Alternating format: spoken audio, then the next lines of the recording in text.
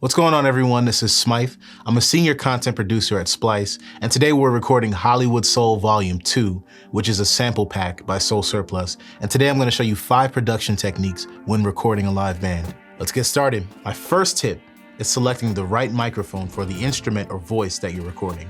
So today we're recording 2 vocalists, and I decided to use the Manley Reference Gold microphone, which is a tube condenser. The reason why I wanted to use a tube condenser is because we're going for vintage soul, and tube condensers give you that body and that warmth that you can only get from the tubes inside of the microphone. We're also recording a drummer.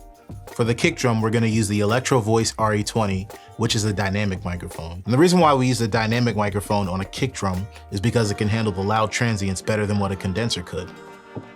For our overheads, we're using a stereo pair of Neumann U87s, which are legendary for capturing detail, and we want as much detail as we can get from the cymbals and the toms. For guitar, which I'll be playing today, we're using the Sennheiser MD421. This is my favorite guitar mic of all time because you usually see it on toms because it's good for capturing the body of the toms, but when you have it on a guitar cab, you capture the body of the guitar really well. For piano, we're using a stereo pair of Neumann KM86Is. This is a vintage microphone from 1973, a small diaphragm condenser, which is great for capturing the stereo image of the piano and minimizing bleed. Tip number 2 is carefully considering your mic placement.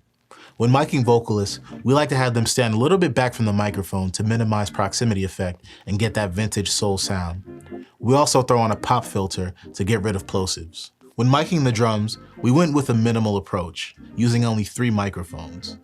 The 2 U87s have to be the same distance from the snare to get a good stereo image, and the RE20, acting as the only kick drum mic, should be a good distance from the head of the kick drum and outside of the kick drum to get a good balance between punch and boom.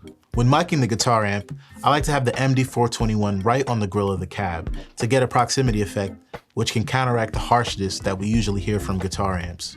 When miking the upright piano, it's important to have 2 small diaphragm condensers over the top of the piano, which captures the low strings and the high strings to create a beautiful stereo image. Tip number 3 is proper gain staging. When using outboard gear such as preamps, compressors, and equalizers, it can be easy for your levels to get out of control. What I suggest doing is setting your level on your preamp and making sure that when you take your compressor in and out of bypass, that your levels don't change at all, and all you hear is the effect of the compression or the effect of your equalizer. Tip number 4 is properly treating your room for the acoustics. There are 2 types of acoustic treatment. There's absorption and there's diffusion. Absorption kills the reflections in your room, while diffusion disperses the reflections to create a smooth tail. Today we're recording at Sound Factory in Hollywood. The studio was built in the 1960s, but the acoustics of this room have been preserved so well, it should be easy to capture the vintage vibe that we're so inspired by. This room is so important because so many acts, such as the Jackson 5 and Marvin Gaye, have recorded right in this very room, right where I'm sitting. And that's gonna be so important to capturing the soulful sound that we want for this pack. Tip number 5 is having healthy band chemistry. Part of the reason why Soul Surplus works so well together is that we're actually friends outside of what we do for work. We're always sharing what we're inspired by and what we're listening to, and it translates well sonically when it's time to come together as a band. Soul Surplus consists of John McNeil, the bass player, Joel McNeil, the keyboardist, Pudge Tribbett, the drummer, and myself, the guitarist. We also have 2 vocalists, Million Miles and Camp, and we also invited our friend Whit to engineer the session. We've been at this for a long time. We're all seasoned professionals who take our craft very seriously, and it translates to the quality of our samples. Thank you for watching. I hope that these tips can help elevate your recordings to the next level.